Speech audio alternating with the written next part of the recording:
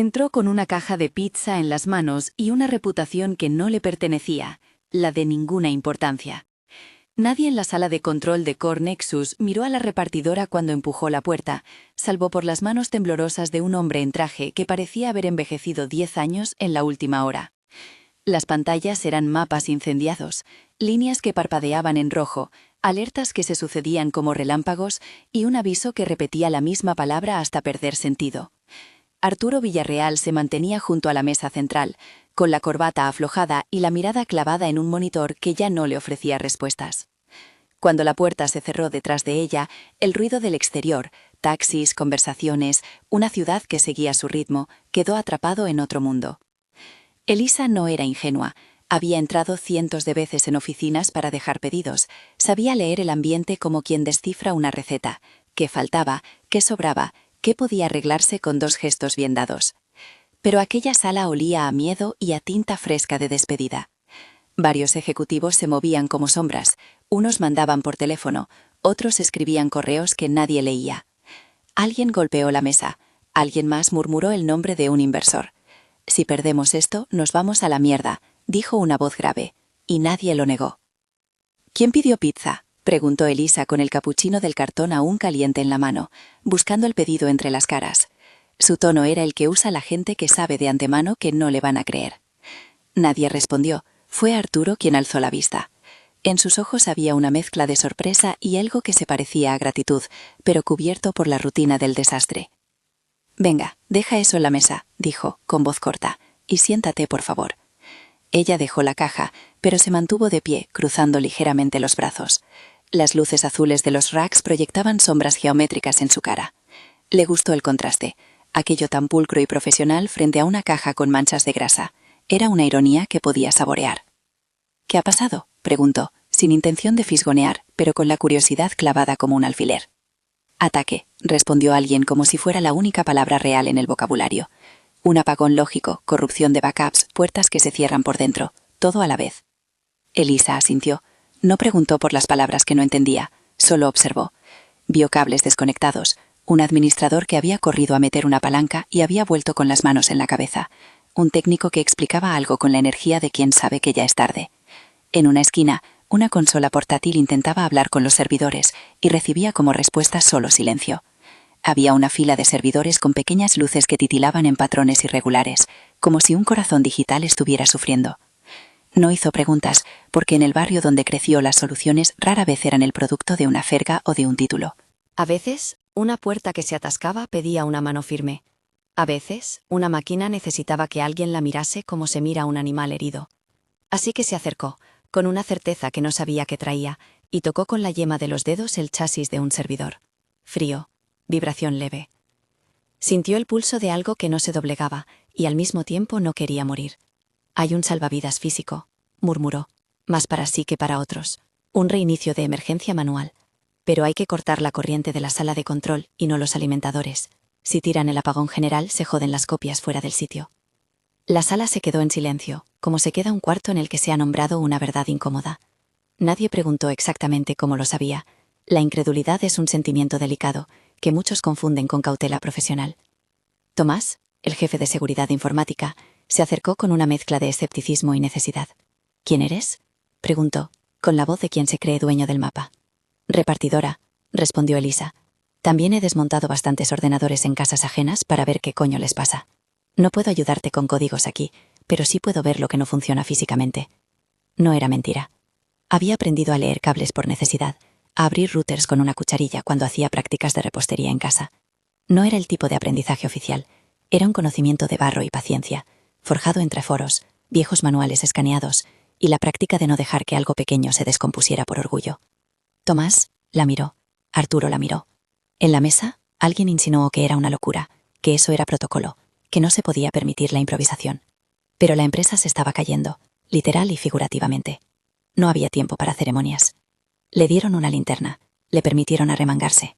Le guiaron a una consola de redistribución de energía, y ella trabajó como quien sigue una receta que no está escrita. Puso un panel en su sitio, presionó un interruptor que ningún técnico había pensado en usar en años, y observó cómo las luces de las pantallas cambiaban de rojo a naranja. Una a una, las pantallas recuperaron información, procesos regresando, logs apareciendo como si alguien hubiera soplado el polvo de una biblioteca cerrada. Nadie supo exactamente qué hizo. Tomás, cubierto de formalidad, dijo palabras técnicas con las que nadie conectó. Algunos se agitaron, otros aplaudieron en seco. Arturo soltó un suspiro que no sabía si era alivio o reconocimiento. Elisa sonrió con esa confianza que siempre tenía, la de quien sabe que ha hecho lo que debía. ¿Te quedas a comer?, preguntó Arturo, y sonó ridículamente humano en medio de tanta maquinaria. Permíteme pagarte. Ella negó con la cabeza, no tanto por orgullo como por costumbre. Pero Arturo insistió. Tras unos minutos de negociación que tenían del absurdo su propio encanto, él ofreciéndole una tarjeta, ella preguntando si la tarjeta aceptaba propinas en efectivo, Arturo abrió su teléfono y con gesto decidido transfirió una suma. No era una cifra escandalosa en términos de una cuenta de un hombre de su posición, pero sí lo era para Elisa, lo suficiente para abrir un sueño. «No quiero que me lo aceptes por la pizza», dijo Arturo. «Quiero que lo aceptes por lo que hiciste, por lo que salvaste».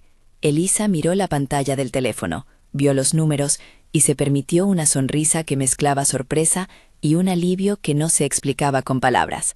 Cuando salió de la sala de control, la caja vacía de pizza ya no olía a comida, olía a posibilidad. Aquella noche, en el camino de vuelta, Elisa pensó en su madre, en las facturas que esperaban en la mesa de la cocina, en la vieja máquina de espresso que necesitaba un arreglo para que el primer café del día tuviera un sabor decente. Pensó también en cómo las personas valoran lo que tienen hasta que lo están a punto de perder. Arturo había estado a punto de perder todo, no solo unos servidores.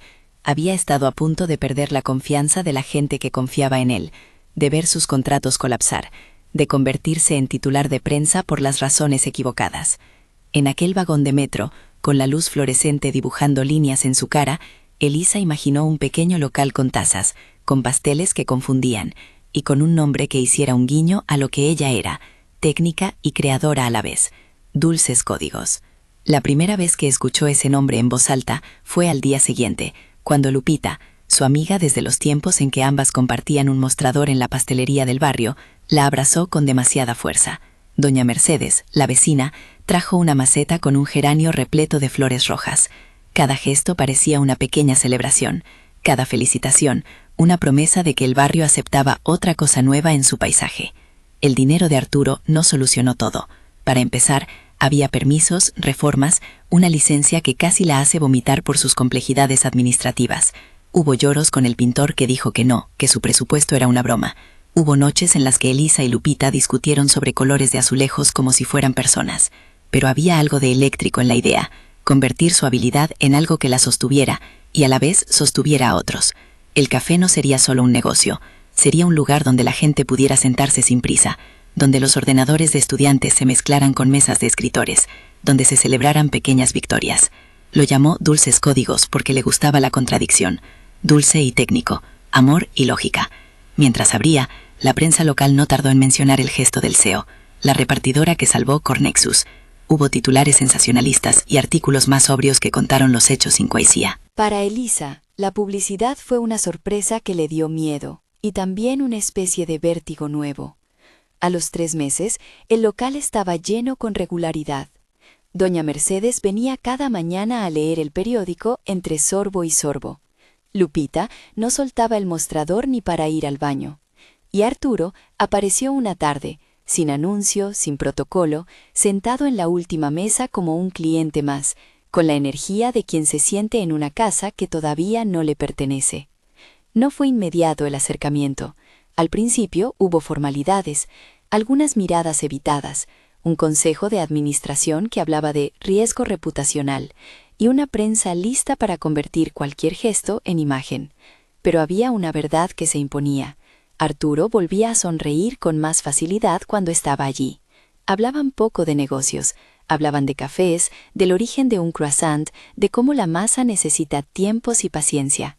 Elisa era sarcástica y Arturo se permitía la gracia de reír de sí mismo. Había un equilibrio que no amenazaba los roles, un juego de dos que no exigía deuda.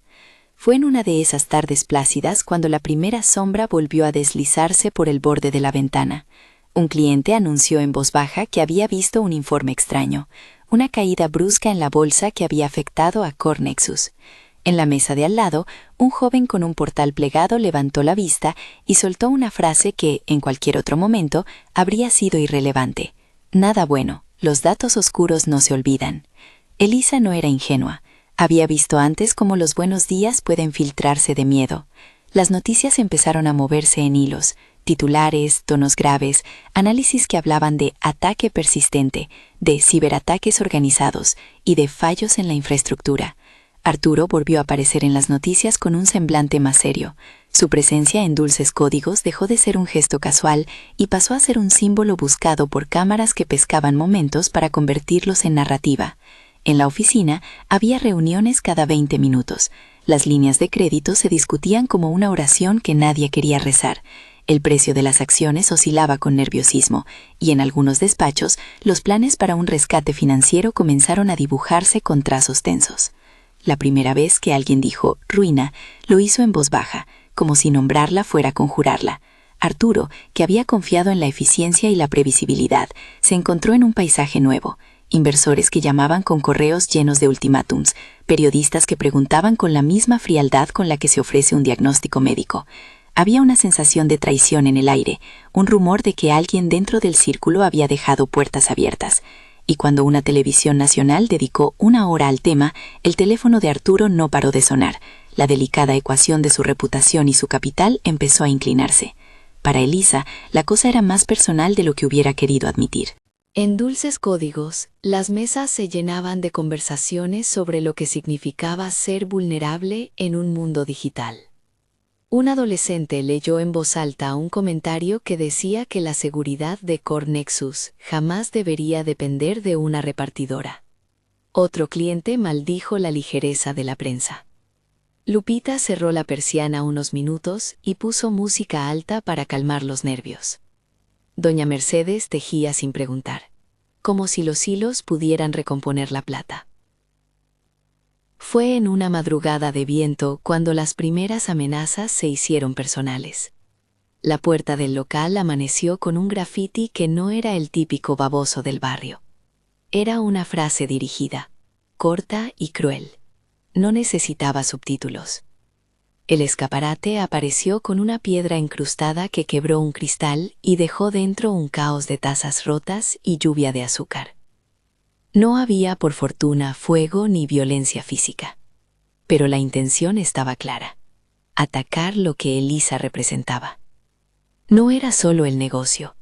Era la persona que había puesto en evidencia que la vulnerabilidad no es patrimonio de los pobres ni de los ricos, sino terreno común.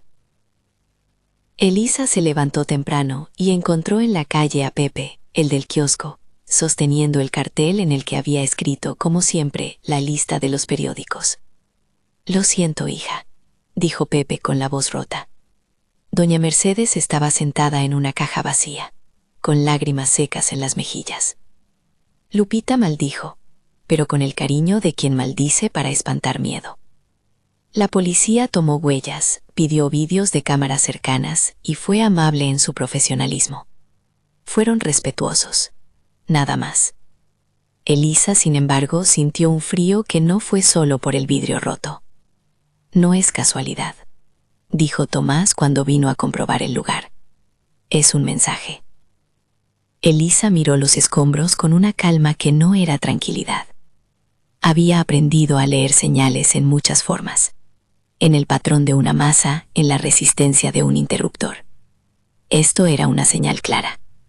Cuando Tomás mencionó que había indicios de que las amenazas venían de un grupo organizado, Elisa sintió cómo la posibilidad de acción se mezclaba con la certeza de responsabilidad.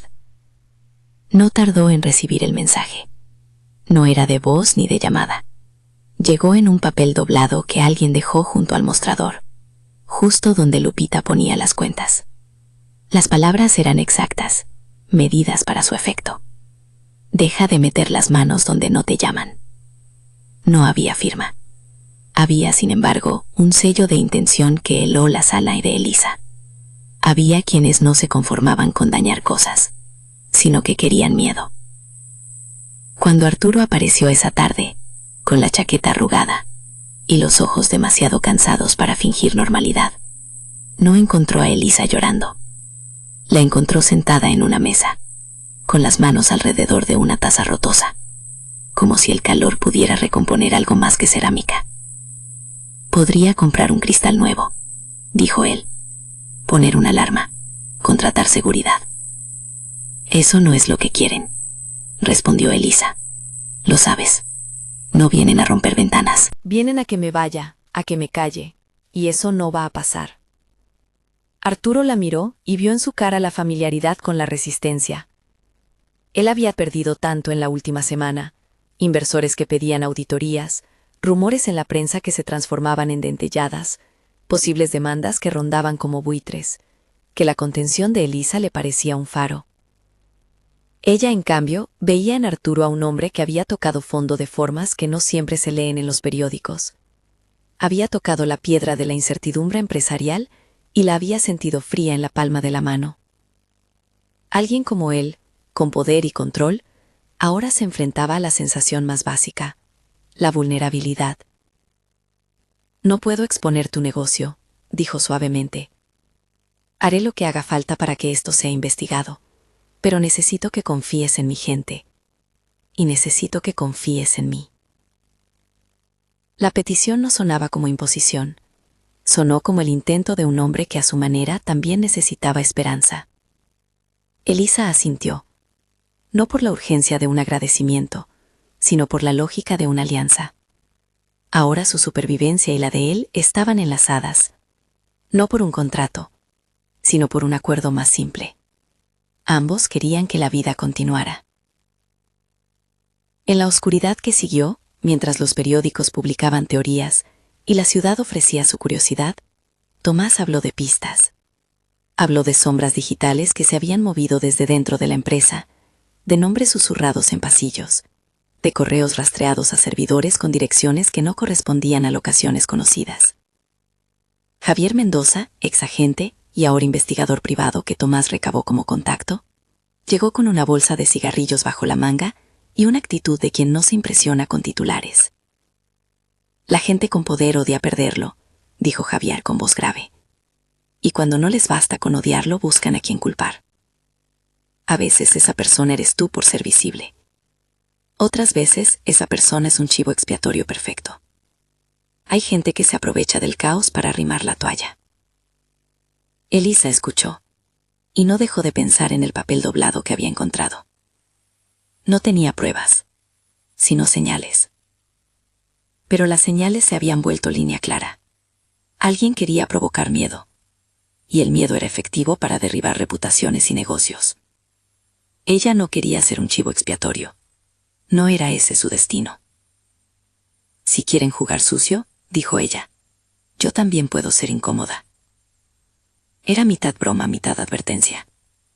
Tomás sonrió, no con alegría, sino con reconocimiento. Javier dejó la bolsa de cigarrillos en la mesa, como si depositara algo que ya no le pertenecía. Arturo, por su parte, no supo si reír o llorar ante esa determinación. Había algo en Elisa que le devolvía algo que había perdido. La capacidad de creer que no todo estaba decidido por los hilos que otros movían. Los días siguientes fueron una sucesión de pequeñas batallas. Dulces Códigos recuperó vidrios, pintó paredes, cambió cerraduras.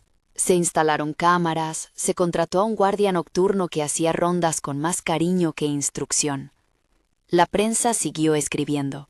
Las acciones de Core Nexus siguieron fluctuando. Las llamadas de los inversores se atenuaron, pero no cesaron.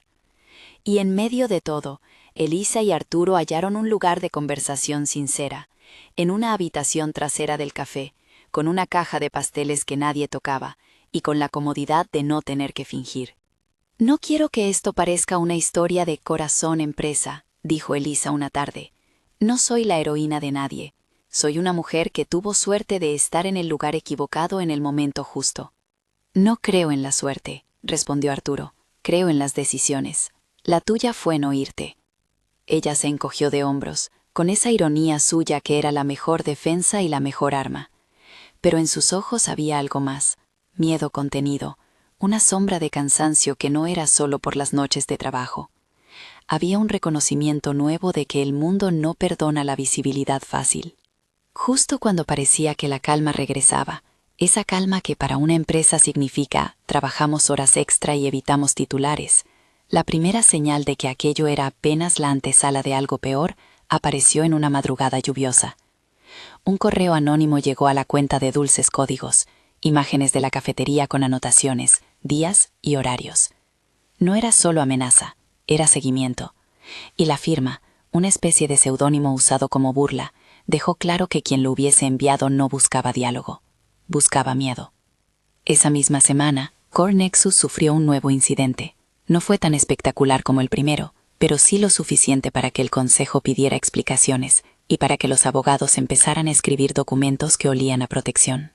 Arturo, que había aprendido a administrarse ante la tormenta, daba instrucciones con la voz dura, pero en sus ojos había algo quebrado. La posibilidad de quiebra ya no era una palabra lejana, era una sombra que hacía presencia en reuniones confidenciales, en cuentas analizadas bajo una luz fría y en planes de contingencia que parecían listas de sacrificios. «Están vaciando paciencia y dinero», dijo un directivo en tono grave. «Si no damos señales de control, los inversores nos exigen sustituciones». La frase cayó como una losa. Sustituciones. Era la palabra que convertía la vulnerabilidad en sentencia. Para Arturo, esa palabra pesaba como una losa sobre la mesa de su despacho. Era fácil imaginar titulares. CEO cuestionado tras crisis. Consejo presiona por cambios. Era fácil imaginar el reflejo en su cuenta.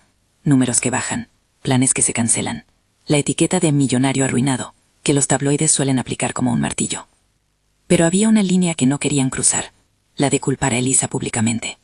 Entre la espada de la prensa y la pared del consejo, Arturo decidió que la lealtad valía más que la seguridad de su posición a corto plazo. Eso no era nobleza pura, era estrategia, y también era algo que nacía de una confianza que, paradójicamente, solo se construye cuando alguien demuestra que no se va a vender por un titular. «No la voy a entregar», dijo Arturo en una reunión condensada en 20 minutos, no por sentimentalismo, sino porque su implicación es clave para controlar esto. Si ella está fuera, estamos más expuestos. Y además, si despedimos gente, quizás solo tapemos una grieta para que otra aparezca. Necesitamos investigar. La decisión no fue popular. Algunas la interpretaron como debilidad, otros como calculada audacia. Elisa no buscaba que la defendieran. No obstante, cuando se enteró de la situación, sintió una mezcla extraña de responsabilidad y vergüenza. No quería ser la excusa para que un hombre perdiera su puesto. Tampoco quería sentirse protector de un símbolo que la había ayudado. Esa noche, al cerrar el local, la pantalla del ordenador de la caja registradora titiló y mostró una imagen que la dejó sin aliento. Una foto de ella, en Dulces Códigos, tomada horas antes, con letras sobrepuesta que decía: «Te estamos observando». No había más, pero la intención había calado hondo. Elisa apretó los puños, no por la amenaza en sí, sino por lo que representaba, la invasión a su espacio, la pretensión de que cualquiera pudiera decidir cuándo una persona debía sentirse segura o no. Se sentó, con la espalda contra la pared, y miró la ventana. Afuera, la ciudad seguía su curso. Coches, conversaciones, una vida que continúa mientras algunas la intentan romper. Pensó en llamar a Tomás, a Javier, pensó en llamarlo a él. En su cabeza, la línea entre lo público y lo privado empezaba a desdibujarse peligrosamente. Arturo entró sin avisar. Se quedó a la puerta, mirándola como quien contempla una fragilidad que no quiere dañar. Había en su cara una resolución dulcemente triste. No era el lujo de una solución fácil, sino la oferta de compañía ante lo incierto. «No voy a permitir que te vayas sola a esto», dijo. «Si quieren apretar, que apreten, pero no te dejo en la intemperie, no a ti». Ella rió, un sonido corto que llevaba dentro un mundo de significados. «¿Qué eres, mi guardaespaldas ahora?», preguntó. «Creí que eras experto en rescates empresariales, no en café». «Puedo ser las dos cosas», contestó con ironía, «y necesito que me ayudes». Hubo en esa petición algo que partía la estrella de su orgullo. No era el «te necesito» morboso de una dependencia, era un llamado humano, de alguien que reconoce su límite y busca una alianza. Elisa miró la taza vacía frente a ella y sintió cómo las piezas del tablero se movían en su cabeza. Podía decir no, podía negarse a implicarse otra vez, podía también aceptar, y de paso proteger su café, su gente, su vida. «Acepto», dijo finalmente, «pero con condiciones. No soy una consultora gratuita ni una figura ornamental. Si vamos a ello, vamos a pelear y ensuciarnos. Y si alguien cruza una línea, no me quedo parada». Arturo asintió. Ese pacto no se rubricó con un documento. sino con la mirada compartida entre dos personas que se daban permiso para ser imperfectas y valientes a la vez. La madrugada siguiente, Dulces Códigos amaneció con otra sorpresa. Alguien había arrancado el cartel de la fachada. No había vandalismo grande, no había incendios, pero el gesto era simbólico, como si intentaran borrarla del mapa. Esa mañana, mientras barrían y reparaban, una cliente, una joven bailarina, lloró al ver que se ponían manos a la obra. «No pueden quitarnos la vida», dijo entre sollozos. La frase resonó como un mantra que nadie había pedido. Y en medio de esa reconstrucción, llegó un paquete. Era una caja pequeña, cuyo remitente no decía nada. Dentro, una nota corta, para que sepas lo que sigue. No había nada más, pero había la sensación de que aquello no era solo sufrir pérdidas materiales. Era una ofensiva que buscaba cansar, erosionar y finalmente romper vínculos. Elisa dejó la caja en el mostrador. Miró alrededor. Lupita con la cara manchada de pintura, doña Mercedes ofreciendo sopa y consuelo, personas del barrio que dejaban flores y palabras. Afuera, la ciudad respiraba. No había solución inmediata. Había, sí, una decisión tomada. Luchar, no por heroísmo, sino por dignidad. Y en esa decisión cabía una promesa tácita entre ella y Arturo, que aquello no sería un juego al que uno se presentara sin asumir riesgos. Cuando el sol se ocultó y la última fregona secó el suelo, Tomás llegó con noticias que no aliviaban. Había rastreos, direcciones, rumores que apuntaban a una mano experta detrás de todo. La palabra ex empleada comenzó a tintinear en conversaciones. Alguien que conocía los secretos, alguien que tenía motivos. Y con esa posibilidad, la historia se volvió más compleja, más íntima y más peligrosa. Elisa apoyó la espalda contra la pared y miró la ciudad. La tensión subía como la marea. Era imposible saber hasta dónde llegaría, pero sí era claro que ya nada volvería a ser exactamente igual. Alguna gente pensó que se trataba de protección personal, de simple negocio. Para ella era otra cosa, una prueba de que su vida, la que había construido con manos pequeñas y caliente afecto, tenía un valor que otros querían silenciar. El viento de la noche trajo un rumor que pegó como aviso. Los atacantes no solo buscaban eliminar una cafetería, buscaban obligarla a desaparecer como ejemplo. Y por primera vez desde que todo empezó, Elisa comprendió que su habilidad, esa mezcla de intuición técnica y sentido común, no era solo una herramienta para arreglar una sala de servidores, era también una trinchera desde la que debía proteger a su gente. Se frotó las manos, no por frío, sino por la necesidad de sentir movimiento. Había planes que delinear, gente que proteger, y un mundo de incertidumbres que requerían más que valentía, estrategias. Al otro lado de la puerta, la ciudad seguía su ritmo, ajena en parte, cómplice en otra, curiosa siempre. Y mientras barría un pedazo de vidrio, pensó en enviar un mensaje a alguien que nunca hubiera imaginado que le escribiría. A Lorena. La idea de buscar a quien había sido parte del sistema y que ahora podría estar en la base del ataque sonó loca, pero en su cabeza las piezas empezaban a encajar. Si había sido idea interna, si había cómplices en los despachos, la respuesta no estaría solo en la calle, sino también en las trastiendas de la empresa que había salvado aquella noche con una caja de cartón. Quizá encontrar la verdad era menos romántico de lo que pensaba. Quizá implicaría noches largas, conversaciones duras y la necesidad de confiar en personas que podían traicionar. Pero la pregunta sobre la mesa era simple. ¿Qué precio pagarían para silenciarla? La respuesta no llegó en la noche, pero algo sí. Una nota al margen de la caja que había encontrado. Solo una línea, escrita con la calma de quien no necesita amenazar para imponer miedo. No eres la única que sabe jugar con fuego. Elisa dejó la nota en la mesa. Miró la cocina, el horno que seguía siendo su refugio, la batidora que había amansado masas en mañanas mejores. En la barra, el brillo de las tazas parecía un faro tenue. Y en el borde de la ventana, la ciudad reflejaba luces como grandes ojos que observaban. No iba a bajar la mirada, ni tampoco a pretender que el mundo estaba limpio. Tenía que mover ficha. Y sabía que la siguiente jugada, si la hacía, la haría con alianzas inesperadas. Un CEO en caída, un jefe de seguridad que empezaba a creer, un exagente con cicatrices y una comunidad que no iba a dejar que su lugar fuera borrado.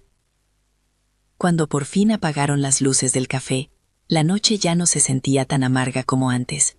Tenía en cambio la firme certeza de que algo mayor se estaba fraguando. Un conflicto que no sería resuelto con ventanas nuevas, ni titulares simpáticos. Un combate donde la inteligencia, la valentía y el cariño tendrían que convivir sin pedir permiso. El silencio de la madrugada fue interrumpido por un mensaje en el teléfono de Elisa. No era una amenaza esta vez, era una foto. La sala de control de Cornexus, tomada desde un ángulo que indicaba cercanía. Alguien había logrado entrar de nuevo. Debajo, una sola palabra: siguiente.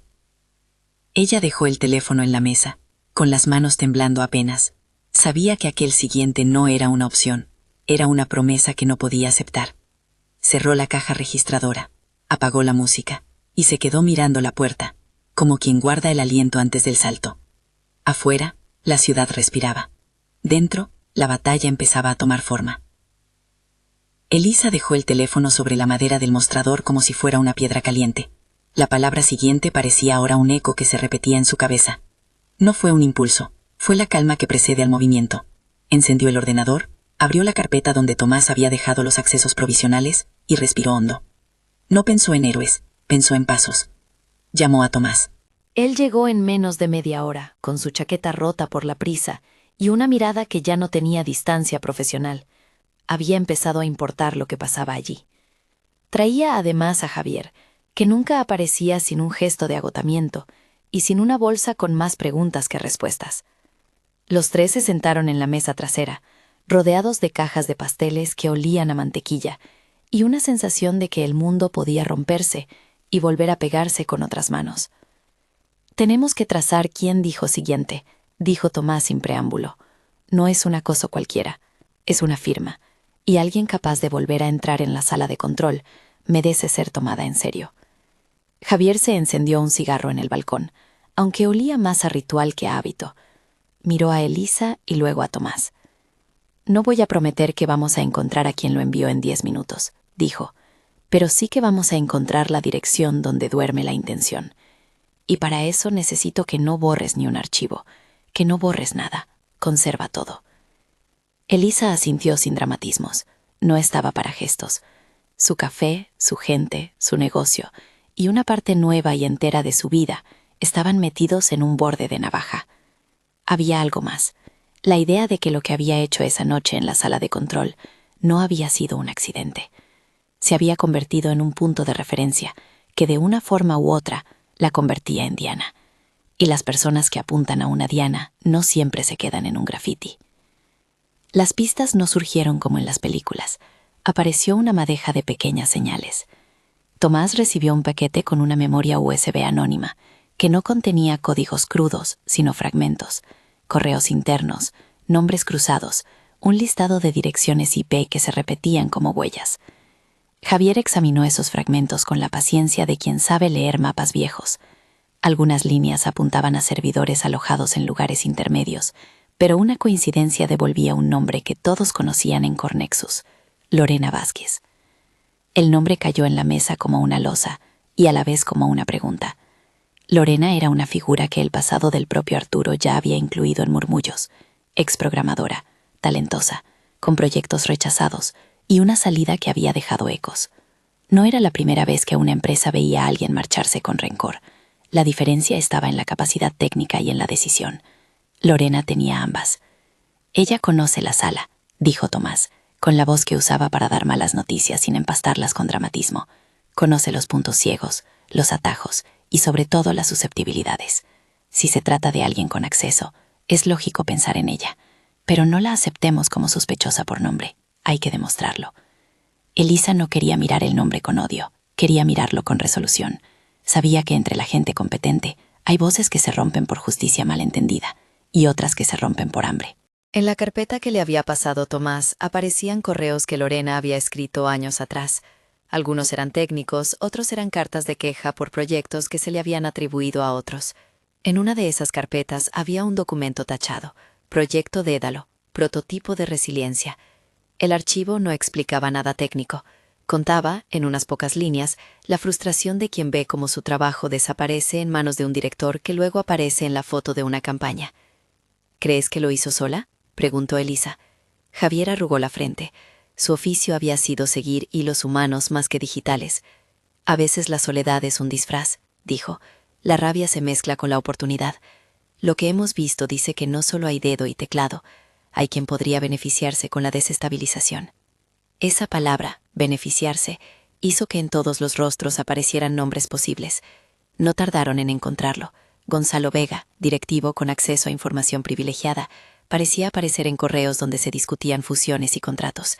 Alfonso, un empleado modesto pero cercano a la parte técnica, había desaparecido de las listas internas de proyecto en circunstancias que olían a injusticia. Era un rompecabezas donde cada pieza apuntaba a la siguiente pieza. Si Lorena es la mano y Gonzalo la cara que le tira del hilo, estamos ante algo mayor, dijo Tomás. Hay que dejar que la policía haga las entradas contundentes, pero necesitamos algo que les diga el lugar, la hora y la probable dirección física. El plan que se armó no fue gran cosa tecnológica, sino una coreografía de espera, un anzuelo digital y una patrulla física. Tomás dejó un señuelo en los sistemas que simularía un fallo crítico, un archivo cuyo rastro solo llevaría una carpeta que quemara tiempo. Era un señuelo con posibilidad de ser perseguido. Javier contactó con 2 colegas de la policía cibernética y con una unidad local que no ponía preguntas incómodas cuando se trataba de actuar. Elisa cedió el mostrador del café como base de operaciones y al mismo tiempo como lugar de reclamo, pues sabía que quien buscara ser visto a veces lo era en la calle que uno habitaba. La trampa requirió paciencia. Se convirtió en noches de vigilia, en juntas en la trastienda donde se mezclaba la masa del pan con mapas impresos y cafés recalentados. Lupita fue una guardiana discreta.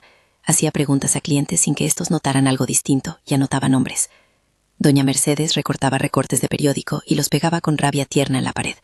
La comunidad, sin saber del todo por qué, se volcó en la idea de que Dulces Códigos no era solo un negocio, era un símbolo. La primera gran jugada funcionó a medias. El señuelo salió como se esperaba y alguien mordió. Las cámaras de la zona registraron a una persona que no era Lorena, pero sí llevaba en la bolsa la misma marca que alguien de la empresa podría usar para ocultar su identidad. Hubo una persecución a pie por calles húmedas y un coche que se perdió entre bocacalles. Tomás y Javier siguieron el rastro hasta un almacén en las afueras. La policía, con menos orgullo que eficacia, entró y halló equipos, máscaras y una lista de nombres. Pero la cabeza del problema no estaba allí. Habían atrapado una base de apoyo, no al cerebro. Lorena había previsto eso. No es que fuera invencible. Es que quien planea una operación sabe también cómo quemar sus huellas y delegar. Alguien realizó la llamada que dio la pista, y la persona que fue detenida apenas habló, protegida por un miedo que se compraba con complicidad y amenazas. En la oscuridad del almacén, encontraron indicios de un plan más amplio: apuntes, direcciones, nombres de reuniones. En uno de los cuadernos alguien había escrito, con tinta negra y temblorosa: «Nos lo robaron, nos arruinaron». Elisa leyó la línea con una mezcla de entendimiento y rechazo. La rabia podía generar estrategias, pero lo que le había sucedido a ella había sido distinto. No buscó destruir por venganza, actuó por supervivencia. Su impulso fue proteger a su gente, no destruir a nadie. Esa noche, tras la redada que no resolvió el núcleo, Lorena dio un paso más. No apareció. Hizo que apareciera otra cosa. Un vídeo difundido con rapidez inhumana. Era una compilación de fragmentos de reuniones internas, montadas para que pareciese que Arturo había autorizado pagos en sombra y transferencia de propiedad intelectual. Las redes sociales lo devoraron. En 24 horas, la presión sobre el Consejo se volvió insoportable. Inversores empezaron a exigir auditorías forzadas. Los bancos retrasaron líneas de crédito. La prensa llenó horas con preguntas que olían a sentencia. Fue entonces cuando la palabra ruina dejó de ser susurro y se convirtió en tijera. No solo la reputación de Arturo se tambaleó, su posición económica comenzó a vacilar, frente a demandas y garantías. Un fondo que hasta entonces respaldaba la empresa anunció su intención de retirarse si no se ofrecían explicaciones. El Consejo, en una reunión que olía a billetes y miedo, presionó por una dimisión para calmar a los mercados. La posibilidad real de que Arturo quedase fuera de la empresa que llevaba años construyendo se hizo tangible. Arturo se lo contó a Elisa sin maquillaje. «Me ofrecen un fuente pequeño a cambio de mi silencio», dijo, la voz cortada por una serenidad fría. «Es dinero que me calla y me obliga a no preguntar. Es un precio por desaparecer sin que esto se repita».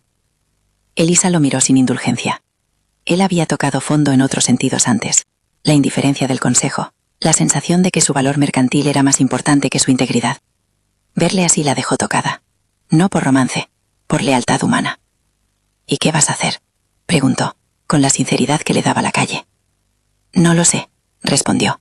Podría aceptar, podría marcharme, o podría pelear. Pero la gente alrededor no seguirá sin consecuencias. No puedo abandonar el tablero ahora. Era la primera vez que oyó la palabra arruinado, pronunciada por alguien en presente, y no en condicional. No era una metáfora. La empresa podía partirse como un plato fino, quebrarse en pedazos que no siempre reunirían. La banca, los contratos, la confianza de clientes y proveedores, todo ello formaba una red que se puede deshacer con un par de gestos concertados. Elisa entendió que su papel dejaba de ser el de mera salvadora accidental, y empezaba a ser algo más.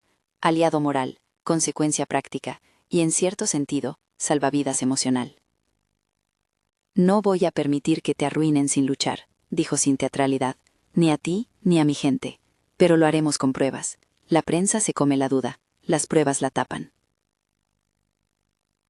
Los siguientes días fueron una carrera de velocidad y resistencia. Javier hizo lo que sabía hacer mejor, tender puentes entre la ley y el tiempo.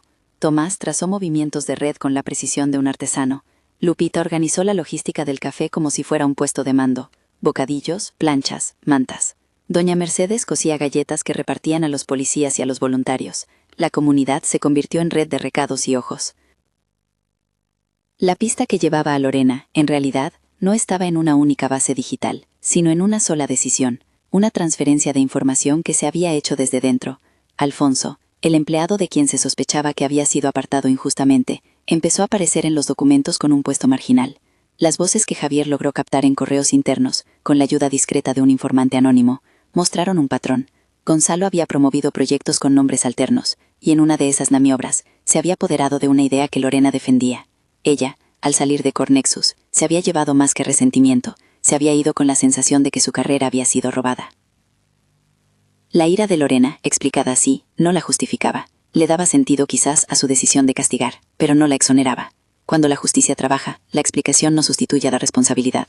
Las piezas eran claras. Lorena había sido dañada, Gonzalo se había beneficiado, Alfonso había sido el chivo expiatorio, y la empresa se convertía en campo de batalla personal. La jugada final para atraparlos combinó el señuelo digital del que Tomás ya había hablado, una oferta que se filtró deliberadamente a quien pudiera interesarse, y una provocación que sabía que no dejaría indiferente a Lorena, una transferencia falsa que parecía devolverle la pertenencia de su proyecto, una invitación a comprobar documentos que estaban en una carpeta protegida, visible solo para una dirección que pertenecía a un tercero. Era en esencia un cebo emocional. Lorena mordió. Nunca llegó más blando que quien cree que la justicia le llama. Fue a comprobar lo que creía que sería su vindicación, y apareció donde menos la esperaban, en las inmediaciones de dulces códigos. La idea de que Lorena, la exprogramadora, fuese a un café del barrio no parecía verosímil, pero la venganza busca lugares sencillos y visibles. Esa tarde, el cielo estaba bajo, y la lluvia comenzó a dibujar líneas sobre la calle. Elisa cerró las puertas con llave, argumento al que no le faltaba razón. No quería que nadie saliera herido. Doña Mercedes se escondió detrás del mostrador, fingiendo una costura. Lupita se colocó en la barra con la cara de quien puede echar a la gente a gorrazos si hace falta. Tomás y Javier esperaron con la nerviosidad comedida de quien pone la vida en manos ajenas. La policía estaba lista en un cordón a 2 calles. Una mujer se acercó con paso firme, la cabeza cubierta con una capucha y los ojos brillantes con un fuego contenido. No quiso entrar, quería ver desde afuera. Parecía agotada y al mismo tiempo endurecida por noches de soledad. Las cámaras de seguridad, la discreción de Javier y la coordinación lo tenían todo previsto. Cuando observó que la intriga la podía más que el miedo, se acercó y tocó la puerta. «Lorena», dijo Tomás, con la voz que no gritó, pero no dejó lugar a dudas. «Sabemos quién eres. Sal con las manos visibles. La policía está detrás». Ella giró, la capucha cayó, y el rostro que apareció no era una máscara de rabia, sino un mapa de decisiones. «No vine a pelear con ustedes», dijo la voz seca. «Vine a recuperar algo que me pertenece». El ambiente quedó suspendido. Había en esa frase una mezcla de honestidad y peligrosidad. Javier, con la calma que le permitían sus años, le ofreció un cigarro como si fuera un gesto de tregua. Ella lo tomó, lo miró, y por un instante parecía una chica que había perdido una ventana clara en su vida. Los policías se acercaron sin pistolas en alto. Había algo en la escena que necesitaba más diálogo que violencia. Y entonces todo se precipitó.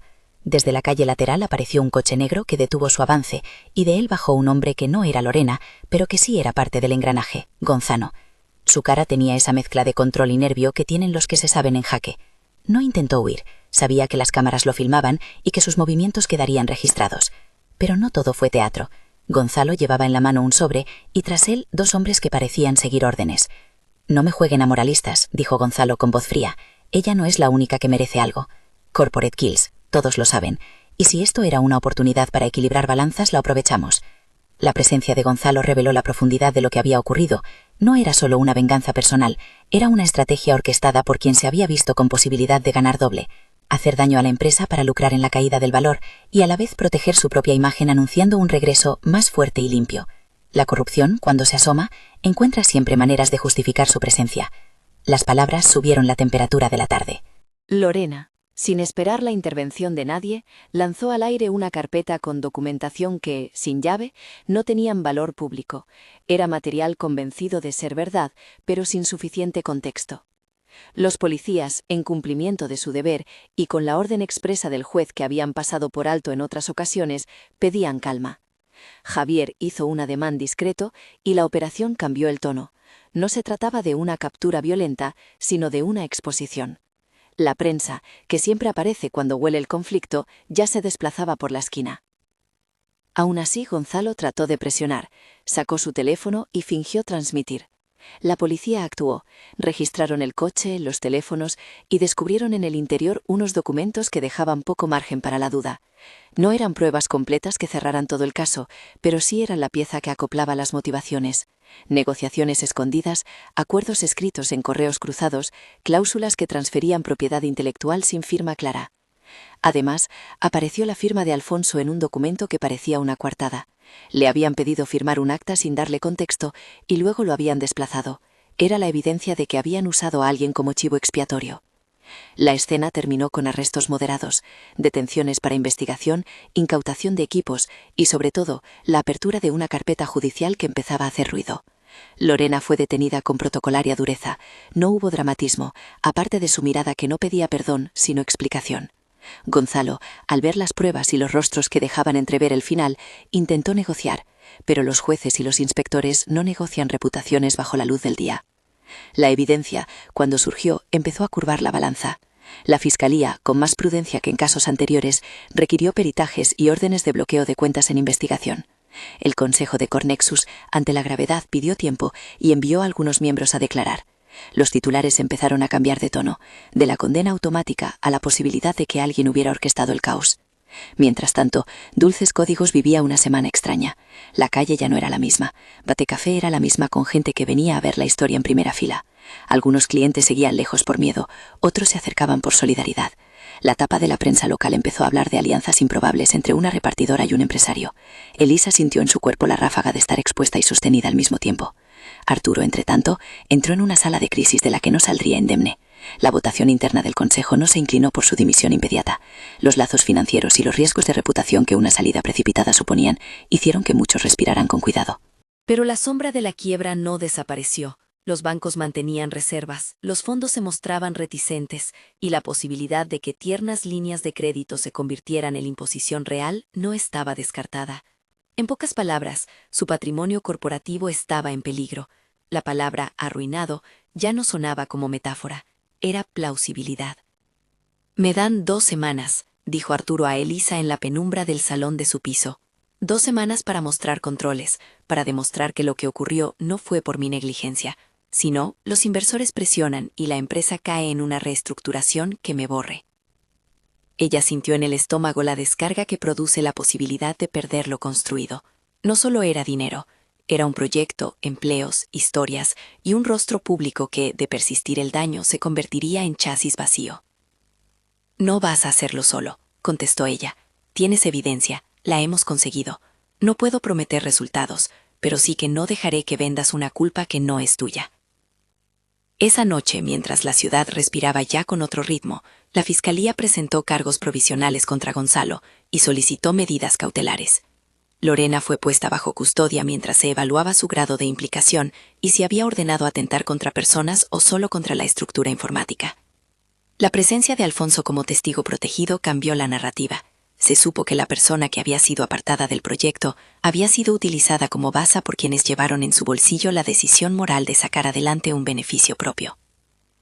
Los juicios mediáticos siempre son duros y lentos. Aún así, la sensación de que la tormenta podía tener un fin empezó a abrir ventanas de esperanza. La cotización de Cornexus, lenta y titubeante, subió un punto cuando la bolsa entendió que había posibilidad de clarificar responsabilidades. Era apenas un soplo, pero soplo era suficiente cuando se ha vivido sin aire. La reparación de Dulces Códigos no fue solo un arreglo material. Cuando el juez impuso medidas sobre Gonzalo, impedimento de salir del país, congelación temporal de algunas cuentas hasta nueva orden, y la Fiscalía anunció la apertura formal de la investigación, la presión pública cambió de dirección. Los titulares se convirtieron en preguntas incómodas sobre las prácticas corporativas. La gente del barrio volvió a sentarse en las mesas.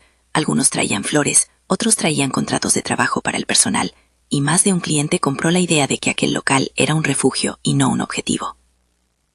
La reapertura fue una ceremonia discreta. No hubo fanfarrias. Elisa no era amiga de ostentaciones. Pero la calle se llenó de caras conocidas, de cámaras locales, y sobre todo de voces que agradecían algo que iba más allá del café: haber dado pie a que una comunidad defendiera lo que le pertenecía. Arturo asistió sin corbata, y con los ojos que todavía evidenciaban el cansancio de quien había dormido poco. Subió al pequeño estrado improvisado, tomó una taza de café y habló con esa voz que, sin altisonancia, sostuvo una promesa. No se trata de recompensas personales, dijo. Se trata de que hemos fallado como empresa en confiar en la transparencia. Hemos permitido gestos que dañan personas. Eso cambia hoy. Pido disculpas. Prometo cambios.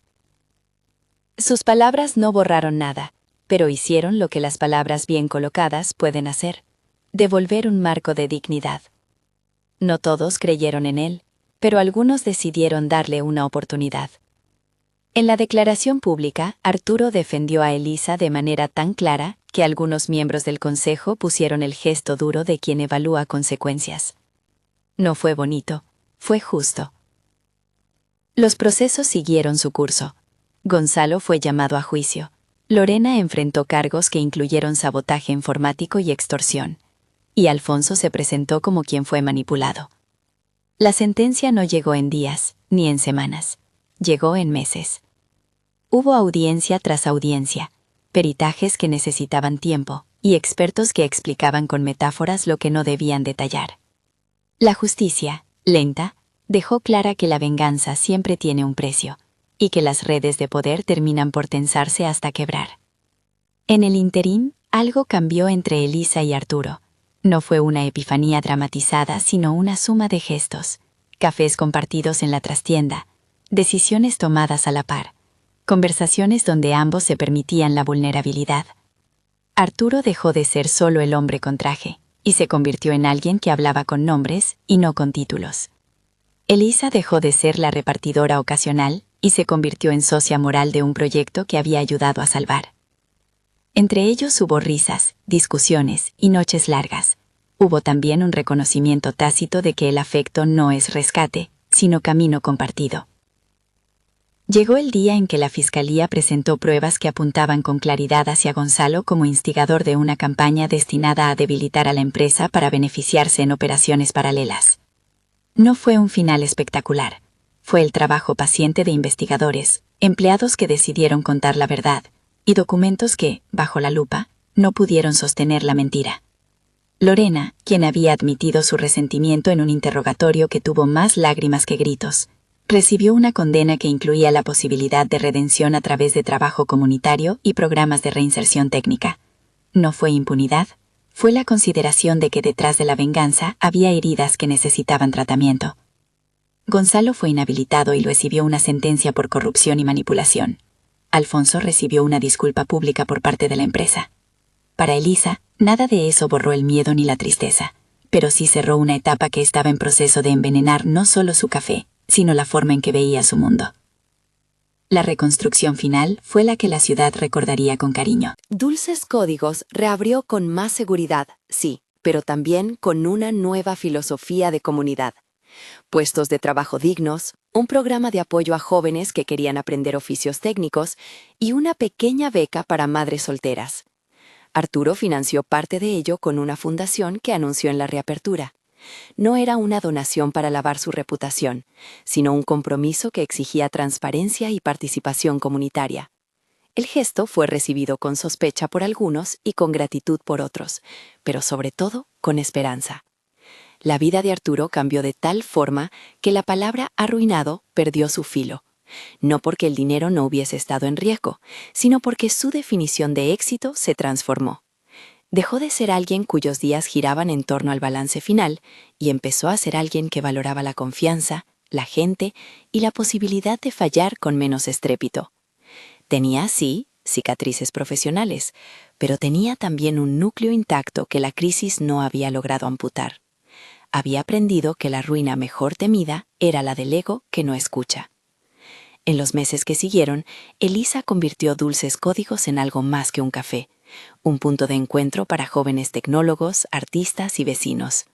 Organizó charlas donde se enseñaba el ABC de la seguridad digital sin tecnicismos que hirieran.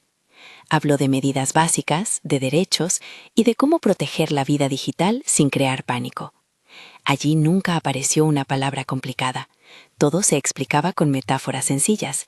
No des la llave a quien no conoces, o tu contraseña es como la receta de tu abuela, no se comparte. El día de la reapertura oficial hubo también una celebración íntima. Doña Mercedes comandó una mesa de dulces, Lupita recitó un texto que había escrito para la ocasión, y Javier asistió con una sonrisa rara que parecía decir, lo hemos arreglado más o menos. Alfonso apareció con la cabeza baja, pero con la determinación de reconstruir lo perdido. Lorena, desde la distancia, siguió su proceso, y algunos en el barrio la miraron con mezcla de lástima y comprensión. Arturo preparó una sorpresa para Elisa que no fue una gran gala ni una proposición ostentosa. Fue un gesto pequeño y consentido, una caja de pizza entregada en mano por el hombre que una vez la vio entrar a la sala de control. La caja contenía, además de la pizza, una carta escrita a mano. «No necesito que me perdones por meterme en tu vida», dijo él cuando ella la leyó. «Necesito que sigas siendo la persona que no se va. ¿Quieres ser mi compañera en esto?» Elisa rió por la misma razón que había aprendido a reír en los días duros, porque a veces la vida te da la oportunidad de elegir. No era una promesa de cuentos, era una invitación a compartir decisiones, a sostener proyectos y a formar un refugio común. Ella aceptó, no por rescate, por elección. La boda fue sencilla y sin pompa, celebrada en el propio café bajo banderines hechos por clientes. No hubo traje de gala, hubo delantales y tazas. Los amigos hablaron, las voces se mezclaron con el olor del café y el dulce del croissant. Doña Mercedes pronunció la bendición con una mezcla de humor y vejez sabia. Lupita organizó la música, y Javier soltó alguna frase lacónica sobre cómo el amor es la mejor red de seguridad.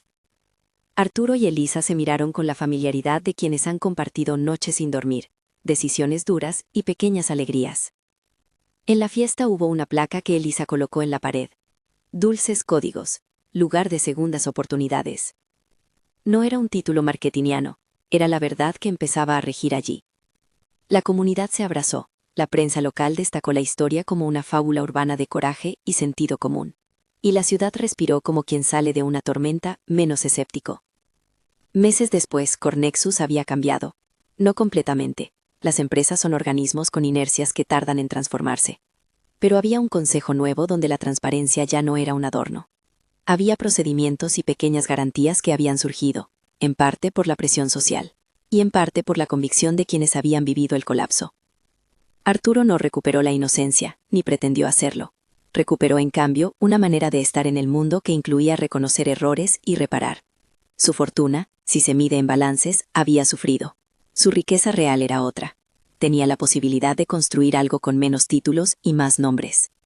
Elisa, por su parte, convirtió aquel episodio en una lección de vida, que el talento no necesita la etiqueta del poder para hacerse notar, que la valentía puede ser práctica, y que el amor, cuando nace de la vulnerabilidad, es más resistente. Dulces Códigos siguió siendo un lugar donde los jóvenes iban a dejar currículums, y donde las viejas del barrio se llenaban de orgullo. Hubo proyectos de capacitación, una pequeña beca para mujeres en tecnología, y un programa conjunto con la empresa de Arturo para becar a estudiantes que querían aprender a programar con ética. El relato de cómo un millonario arruinado encuentra esperanza gracias a una repartidora de pizza terminó siendo menos literal y más hermoso. Arturo no quedó en la calle sin nada, pero sí enfrentó la posibilidad real de perderlo todo. En ese abismo encontró, sin maquillaje, un aliado que le devolvió su humanidad. Elisa no salvó al mundo sola. Ayudó a que alguien que se había creído invencible aprendiera a pedir ayuda. Juntos no reconstruyeron solo empresas ni relaciones. Pusieron en marcha redes de protección y aprendizaje que durarían. La última escena vuelve a ser sencilla. Una tarde de otoño, con el barro en calma y las hojas en danza, Elisa y Arturo se sientan en la acera frente a dulces códigos. Él sostiene una taza, ella una porción de tarta, y entre ellos una caja de pizza vacía que ya no huele a urgencia sino a memoria. Miran la calle donde, meses atrás, una palabra en un papel amenazante había alterado sus vidas. Ahora la calle tenía más color y menos miedo. ¿Te acuerdas de la primera noche? Pregunta Arturo, con una media sonrisa. Entraste con la caja y el mundo no sabía lo que hacer. Me acuerdo, responde Elisa. Pero no eres el único que aprendió a salir vivo de algo. Aprendimos a no bajar la mirada. Se quedan en silencio, un silencio que no pide nada más, porque lo tiene todo. La gente que entra y sale, la niña que compra un croissant con sus monedas, Lupita saludando desde detrás del mostrador, doña Mercedes amasando historias. Afuera, la ciudad sigue, con sus luces y sus peligros. Dentro, la vida continúa, con cafés y códigos, con amor y reparaciones.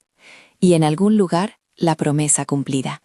La esperanza no llega siempre en cantidades enormes. A veces llega en una caja de cartón que alguien decide no dejar atrás. Si esta historia te ha llegado, suscríbete y valora. Hay otras como esta esperando ser contadas.